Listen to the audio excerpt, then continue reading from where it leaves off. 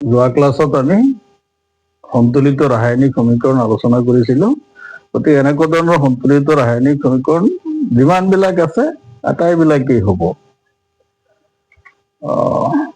এতিয়া ভিতৰৰ প্ৰশ্নৱলী 6 পেজত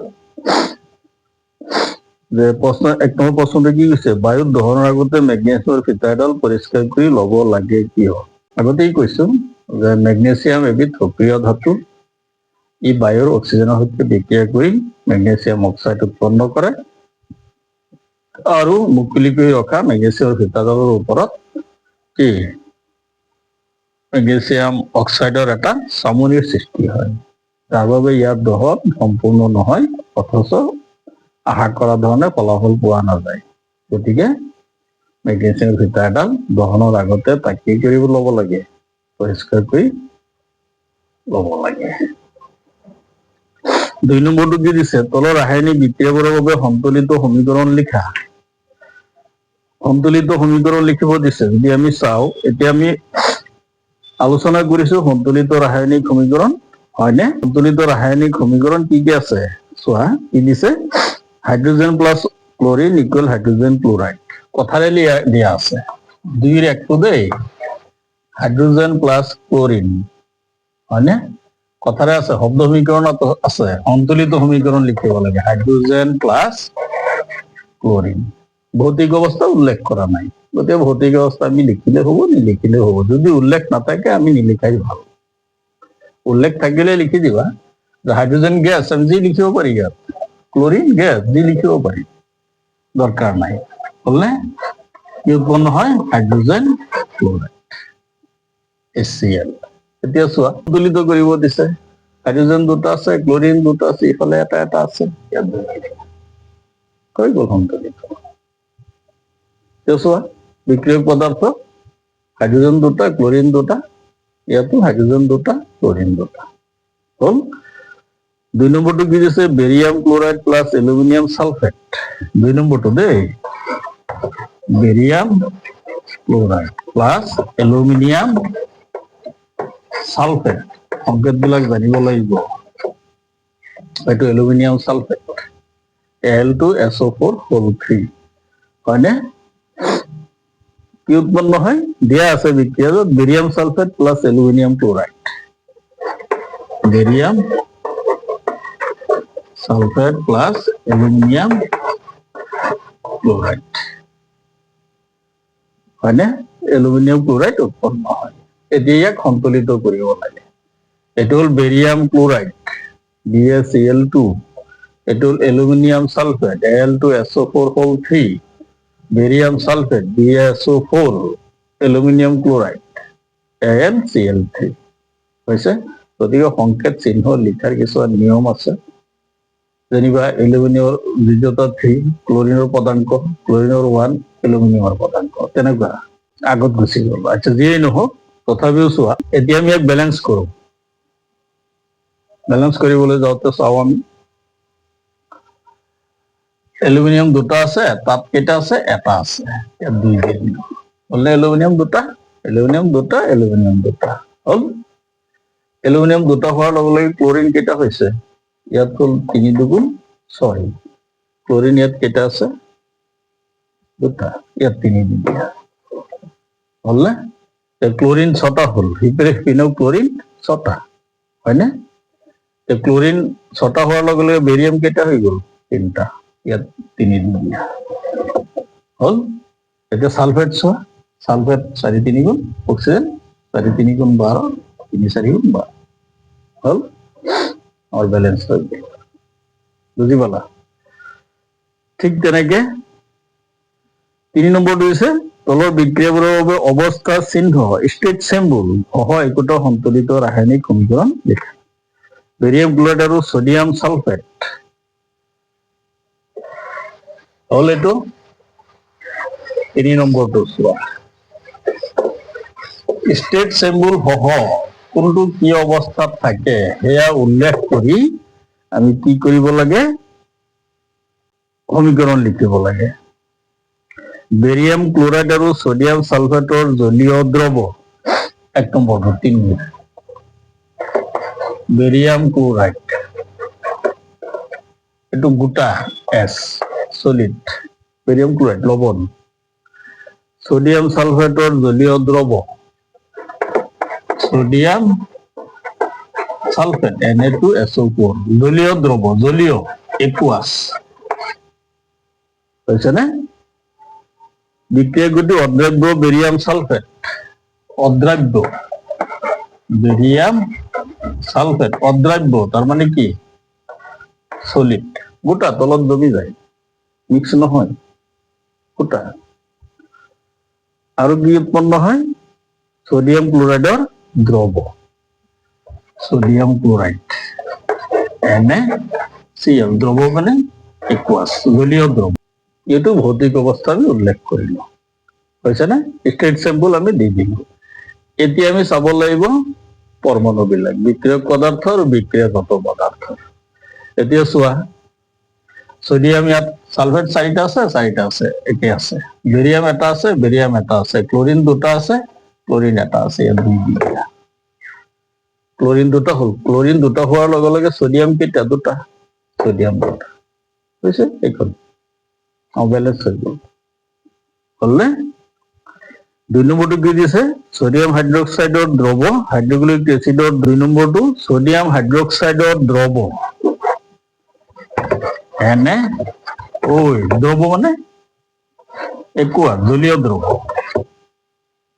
বা লিকুইডও দিব পাৰা তৰল সোডিয়াম হাইড্ৰোক্সাইড ক্ষাৰ একুয়াস পানিৰ সৈতে মিক্স হয়ে আছে প্লাস পিছৰটো কি আছে পানীত হাইড্ৰোক্লোৰিক এসিডৰ দ্ৰৱ পানীত হাইড্ৰোক্লোৰিক এসিড পানীত একুয়াস জলীয়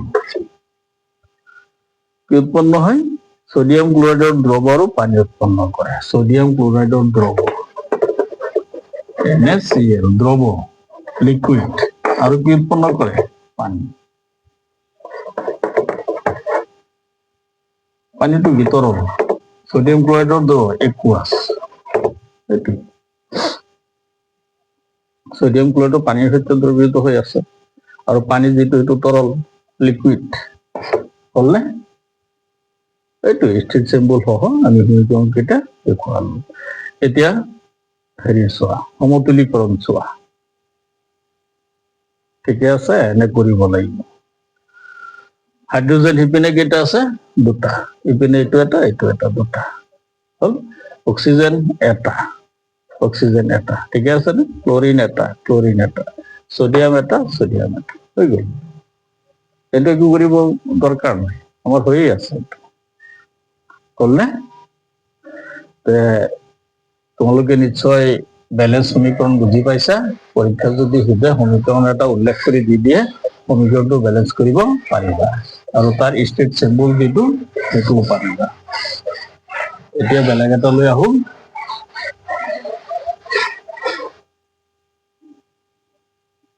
ৰাসায়নিক বিক্ৰিয়াৰ প্ৰকাৰ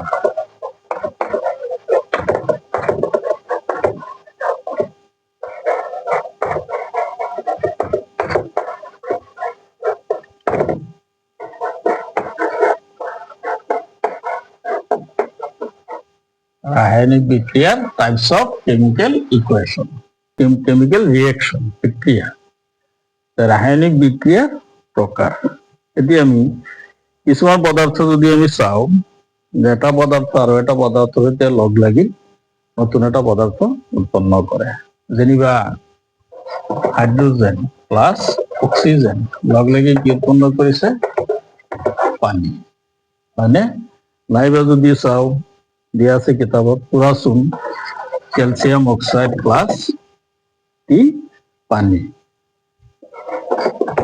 মানে উৎপন্ন হয় calcium hydroxide plus E calcium hydroxide উৎপন্ন হয়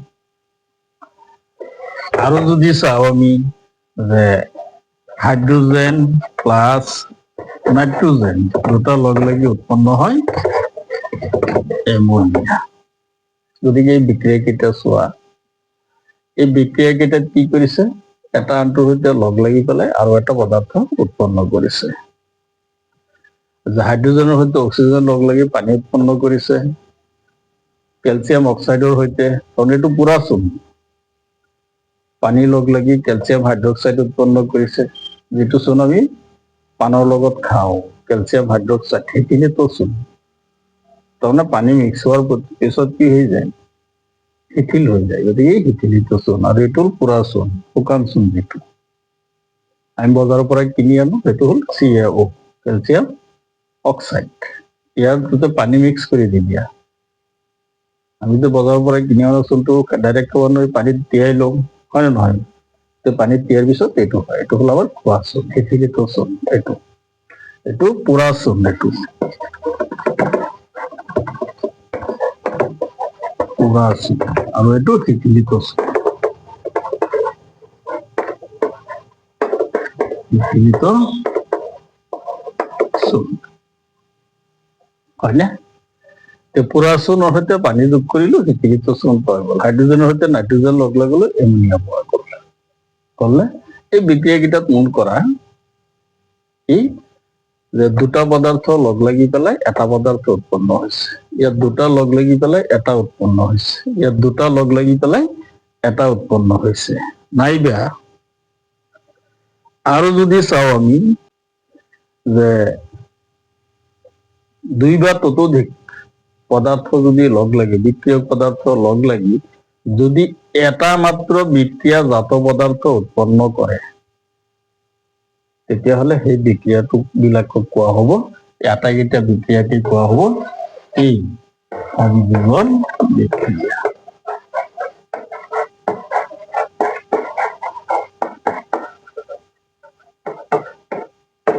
যদি দুই বা ততোধিক বিক্ৰিয়ক পদাৰ্থ লগ লাগি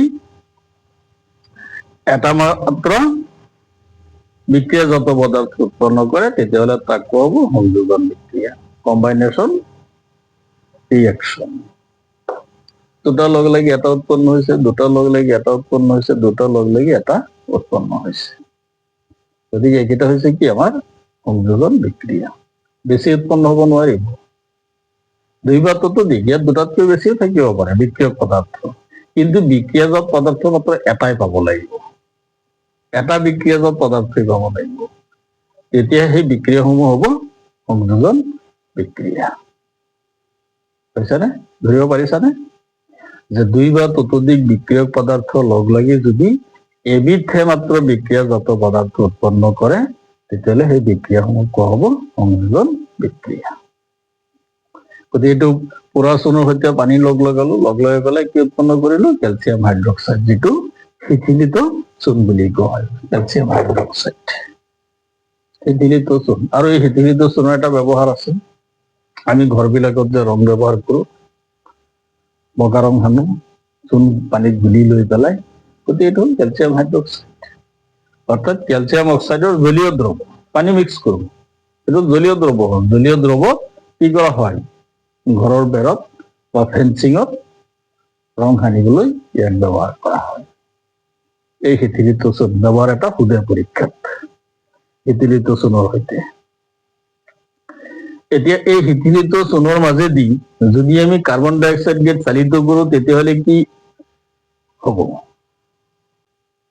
যে শিথিলিত চূণৰ মাজেদি আমি কি কৰো, কাৰ্বন ডাই অক্সাইড গেছ যদি চালিত কৰি দিওঁ, আমাৰ ঘৰবিলাকত কি বগা ৰং সানি অনা হয় শিথিলিত চূণৰ সহায়ত, হয়নে? গতিকে শিথিলিত চূণৰ সহায়ত যদি আমি ঘৰৰ ৰং সানি দিওঁ বা ফেন্সিঙত ৰং সানো, তেতিয়াহ'লে চাবা কিছুদিন পিছতেই সেই ৰংটো কি নাইকিয়া হৈ যায়। গতিকে সেই ৰংটো স্থায়ী কৰিবৰ কাৰণে ইয়াক কি কৰা হয়, কাৰ্বন ডাই অক্সাইডৰ গেছৰ লগত গেছৰ মাজেদি পঠিওৱা হয় শিথিলিত চূণত। শিথিলিত চূণ, কেলছিয়াম হাইড্ৰক্সাইড, ইয়াক পঠিওৱা হয় কাৰ মাজেৰে, কাৰ সৈতে বিক্ৰিয়া কৰিব দিয়া হয়, কাৰ্বন ডাই অক্সাইড। কাৰ্বন ডাই অক্সাইডৰ সৈতে বিক্ৰিয়া কৰিবলৈ দিলে উৎপন্ন হয় কেলছিয়াম কাৰ্বনেট, দুটা, হয়নে? আৰু কি হয়, পানী উৎপন্ন হয়। শিথিলিত চূণৰ মাজেদি কাৰ্বন ডাই অক্সাইড গেছ পঠিয়ালে ক্যালসিয়াম কাৰ্বনেট উৎপন্ন হয় আৰু পানী উৎপন্ন হয়। তাৰমানে আমি ক্যালসিয়াম অক্সাইডৰ সৈতে পানী মিক্স কৰিলো, এইটো পালো। এইটো পোৱাৰ পিছত এই ৰংটো আমি সানিলো, সনাৰ অলপ পিছতে চাবা ৰংটো ডাঠ হৈ পৰে। গতিকে ডাঠ হোৱাৰ কাৰণ হ'ল সেই ডাঠটো হয় তাত কি কাৰ্বন ডাই অক্সাইড গেছ, বায়ুমণ্ডলত কাৰ্বন ডাই অক্সাইড আছে নে নাই?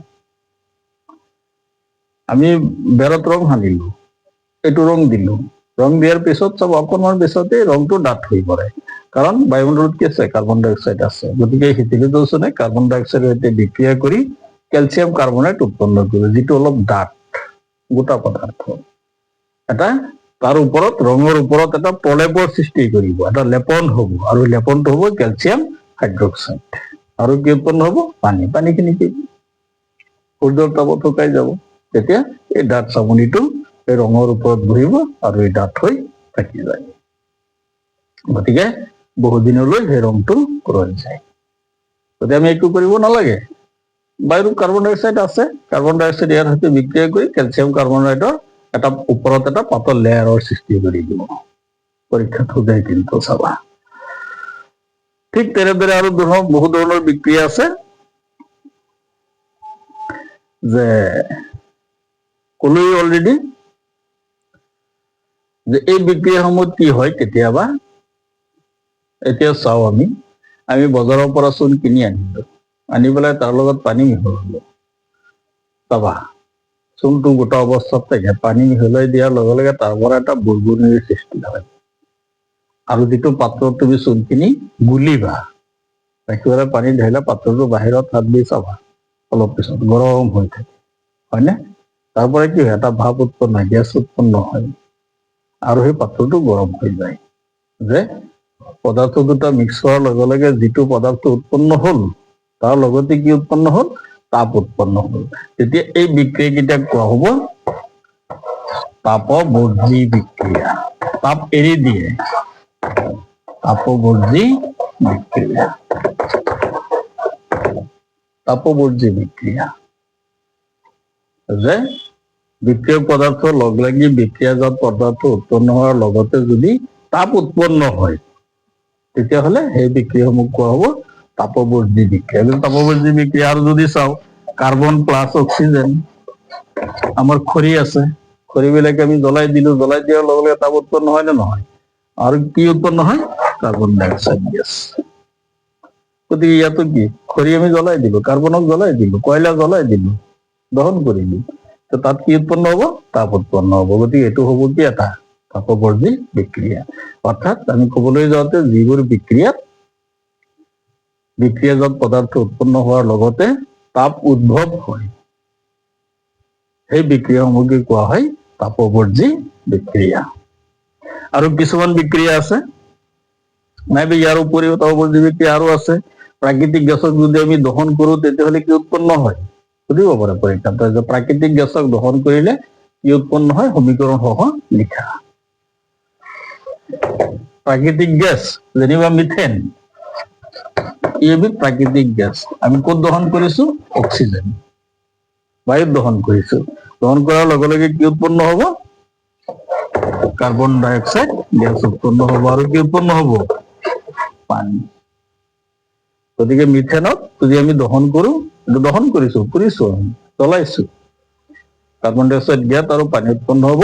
গতিকে ইয়াতে কি হ'ব? তাপ উৎপন্ন হ'ব। গতিকে ইও এটা কি তাপবৰ্জী বিক্ৰিয়া। গতিকে আমাৰ সচৰাচৰ চাহ কাৰ্য আমি সম্পন্ন কৰো, উশাহ লৈছো আকৌ এৰিছো, হয়নে? উশাহটো যেতিয়া আমি এৰি দিওঁ, আমাৰ নাকৰ ওচৰত হাতখন ৰাখাচোন, ৰাখি পেলাই নিশাহটো এৰি দিয়া আৰু সেই হাতখন ৰাখি পেলাই তুমি চোৱা, হাতত এটা গৰম অনুভৱ হয়, বুজিছানে? হাতত এটা গৰম অনুভৱ হয়, যেনেকুৱা ধৰণৰ মুখৰ পৰা এনেকে মাৰি দিয়া, গৰম অনুভৱ হয়। নাকেৰে বায়ুখিনি এৰি দিয়াৰ লগে লগে চাবা এটা গৰম অনুভৱ হয়। গতিকে আমাৰ শ্বসন কাৰ্যটো কি? এটা তাপবৰ্জী বিক্ৰিয়া। আমি যে অক্সিজেন লৈছো, লোৱাৰ পিছত কি আমাৰ ভিতৰত এটা ৰাসায়নিক বিক্ৰিয়া সংঘটিত হয় আমাৰ ব্লাডৰ সৈতে, হয়নে? তাৰ পৰা যিটো ওলাই আহে সেইটো হ'ল কাৰ্বন ডাই অক্সাইড। গতিকে কাৰ্বন ডাই অক্সাইডটো উৎপন্ন হোৱাৰ লগে লগে তাত কি হয়? তাপ উৎপন্ন হয়। গতিকে আমাৰ শ্বসন কাৰ্যটো এটা তাপবৰ্ধী বিক্ৰিয়া। গতিকে আমাৰ আৰু কি যে অলপ আগতে আলোচনা কৰিলো, গ্লুকোজ উৎপন্ন হয় সূৰ্যৰ পাতত, হয়নে? এই গছৰ পাতত সূৰ্যৰ পোহৰৰ উপস্থিতিত। গতিকে ইউ এটা কি, তাত শক্তি উৎপন্ন হয়। গতিকে ইউ এটা কি, তাপবৰ্ধী বিক্ৰিয়া। বনস্পতিজাত দ্ৰব্যৰ পচন সাৰলৈ হোৱা পৰিৱৰ্তন এটা তাপবৰ্ধী বিক্ৰিয়া, সাৰ উৎপন্ন কৰা, এইবিলাকো কি হব, এটা তাপবৰ্ধী বিক্ৰিয়া। গতিকে এই আটাইকেইটা বিক্ৰিয়া কি, আমাৰ সংযোজন বিক্ৰিয়া। প্ৰতিটোতো চোৱা লগ লাগি পেলাই কি উৎপন্ন কৰিছে, মাত্ৰ এবিধ পদাৰ্থ উৎপন্ন কৰিছে, হয়নে? কাৰ্বন আৰু কাৰ্বন ডাই অক্সাইড উৎপন্ন কৰিছে। গতিকে এই আটাইকেইটা বিক্ৰিয়া কি বিক্ৰিয়া, আমাৰ সংযোজন বিক্ৰিয়া। গতিকে সংযোজন বিক্ৰিয়াৰ সময়ত যিকেইটা দুটা উৎপন্ন কৰিছে সেইকেইটা নহয়। সংযোজন বিক্ৰিয়াত মাত্ৰ এবিধ পদাৰ্থে উৎপন্ন হব লাগিব, দুইবিধ পদাৰ্থ উৎপন্ন হব নোৱাৰে। বিক্ৰিয়জাত পদাৰ্থ মাত্ৰ এবিধহে পাব লাগিব, সেইটো ভালদৰে মনত ৰাখিবা। এইটো হল সংযোজন বিক্ৰিয়া। তাৰপিছত সেইটো পালো সংযোজন বিক্ৰিয়া। সংযোজন বিক্ৰিয়া কি, তাপবৰ্ধী বিক্ৰিয়া, হয়নে? ঠিক একেদৰে কিছুমান বিক্ৰিয়া আছে, এইবিলাক বিক্ৰিয়াত নেকি তাপৰ শোষণ ঘটে। গতিকে সেই বিক্ৰিয়া কেইটাক তাপগ্ৰাহী বিক্ৰিয়া বুলি কোৱা হয়। কিছুমান বিক্ৰিয়া আছে, যেনেকুৱা ধৰণৰ এইকেইটা তাপবৰ্ধী বিক্ৰিয়া, ঠিক তেনেকে তাপগ্ৰাহী কিছুমান বিক্ৰিয়াও আছে। যেনেকুৱা ধৰণৰ বৰফ পানীলৈ পৰিৱৰ্তন হয়, গতিকে তাপ লাগে না নালাগে? অৰ্থাৎ যিবিলাক বিক্ৰিয়াত নেকি তাপৰ প্ৰয়োজন হয় সেইবিলাক বিক্ৰিয়া তাপগ্ৰাহী, তাপ গ্ৰহণ কৰে।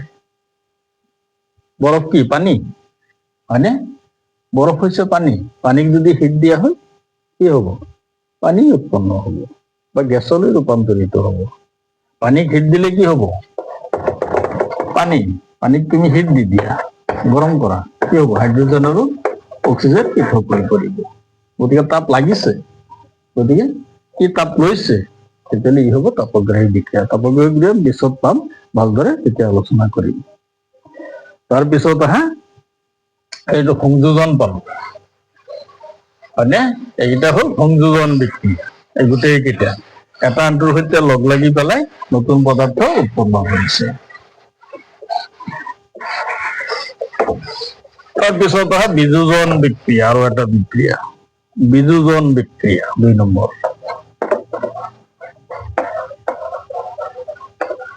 বিযোজন বিক্ৰিয়া, আগৰটো আছিল কম্বাইনেশ্যন ৰিয়েকশ্যন। বিযোজন বিক্ৰিয়া, বিযোজন বিক্ৰিয়া কেইটা যদি আমি চাওঁ তেতিয়াহ'লে কি পাম, ডিকম্পজিশ্যন ৰিয়েকশ্যন। এতিয়া বিযোজন বিক্ৰিয়া সংযোজন বিক্ৰিয়া কমপ্লিট ওলোটা। ইয়াক কি কৰা হয়, ভাঙি দিয়া হয়, বল প্ৰয়োগ কৰি, হেঁচা প্ৰয়োগ কৰি, তাপ দি, যিকোনো প্ৰকাৰে ইয়াক কৰা হয়, ভাঙি পেলোৱা হয়। ভাঙি পেলাই 2-3টা পদাৰ্থলৈ পৰিৱৰ্তন কৰা হয়, তেতিয়া সেই বিক্ৰিয়াসমূহ কোৱা হব বিযোজন বিক্ৰিয়া। যেনিবা ফেৰাছ ছালফেট যদি আমি তাপ দিওঁ, ফেৰাছ ছালফেট ইয়াক আমি হিট দি দিলো, তাপ দিলো, এইটো হিট, তেতিয়াহ'লে ই উৎপন্ন হব ফেৰিক অক্সাইড। এইটো হল ফেৰিক অক্সাইড। কিন্তু আগতে পাইছিলো কি, Fe3O4, এইটো হল ফেৰচফেৰিক অক্সাইড। ডিফাৰেন্সটো মনত ৰাখিবা, নাইবা আইৰনৰ মিশ্ৰ অক্সাইড, কিন্তু এইটো হল ফেৰিক অক্সাইড। ফেৰিক অক্সাইড উৎপন্ন হয়, লগতে কি উৎপন্ন হয়, সালফাৰ ডাইঅক্সাইড, আৰু কি উৎপন্ন হয়, সালফাৰ ট্ৰাইঅক্সাইড, এইটো উৎপন্ন হল। গতিকে ফেৰাছ ছালফেটক আমি হিট দিলো, হিট দিয়াৰ লগে লগে 3টা বিক্ৰিয়াজাত পদাৰ্থ পোৱা গল। ঠিক একেদৰে কেলছিয়াম কাৰ্বনেট যিটো আছে, আমাৰ চূণশিল যিটো আছে, এইটো হল চূণশিল। ইয়াক যদি আমি হিট দিম তেতিয়াহ'লে কি উৎপন্ন হব, পুৰাচুন আৰু কাৰ্বন ডাই অক্সাইড। পুৰাচুন কেলছিয়াম অক্সাইড, আৰু কি উৎপন্ন হব, কাৰ্বন ডাই অক্সাইড, বুজিছে না? গতিকে এইকেইটা হল বিক্রিয়ক পদার্থ আর এইকেইটা হল বিক্রিয়াজাত পদার্থ। ব্যালেন্স হওয়া নাই, ব্যালেন্স কি আছে কথা নাই, যদি দিয়ে ব্যালেন্স করিবা। ইয়াক কি কৰা হৈছে, হিট দিয়া হৈছে। হিট দি ইয়াক ভাঙি পেলোৱা হৈছে, তিনিটা পদাৰ্থলৈ ভাঙি দিয়া হৈছে। ইয়াকো হিট দিয়া হৈছে, দুটা পদাৰ্থলৈ ভাঙি দিয়া হৈছে। যদি তেতিয়াহ'লে আমি ইয়াৰ পৰা কি পাম, বিয়োজন বিক্ৰিয়াটো ভাঙি দিয়া, খণ্ড খণ্ড কৰা, ডিকম্পজিশ্যন, বুজিছেনে? অৰ্থাৎ এটা পদাৰ্থক যদি আমি ভাঙি দিওঁ, ভাঙি দি দুই তিনিটা পদাৰ্থ পাব পাৰো, তেতিয়াহ'লে সেই বিক্ৰিয়াসমূহ পোৱা হ'ব বিয়োজন বিক্ৰিয়া। গতিকে ইয়াক এইটোক ভাঙি দিয়া হৈছে তিনিটা পদাৰ্থ, ইয়াক দুটা পদাৰ্থলৈ ভাঙি দিয়া হৈছে। গতিকে এটা বিক্ৰিয়ক পদাৰ্থক যদি দুই তিনিটা পদাৰ্থলৈ ভাঙি দিয়া হয়, তেতিয়াহ'লে সেই বিক্ৰিয়াটোক কোৱা হয় বিয়োজন বিক্ৰিয়া। গতিকে ঠিক তেনেদৰে আৰু আছে, তেনেকৈ লেড নাইট্ৰেটক যদি আমি তাপ দিওঁ, তেতিয়াহ'লে কি উৎপন্ন হয়, লেড অক্সাইড, নাইট্ৰজেন ডাইঅক্সাইড আৰু অক্সিজেন। গতিকে এইকেইটা বিয়োজন বিক্ৰিয়া, অৰ্থাৎ এটা পদাৰ্থক ভাঙি দি যদি দুটা বা তিনিটা বিক্ৰিয়াজাত পদাৰ্থ উৎপন্ন কৰা হয়, তেতিয়া সেই বিক্ৰিয়াসমূহ হৈছে বিয়োজন বিক্ৰিয়া। তো সেইখিনি পিছত আলোচনা কৰিম।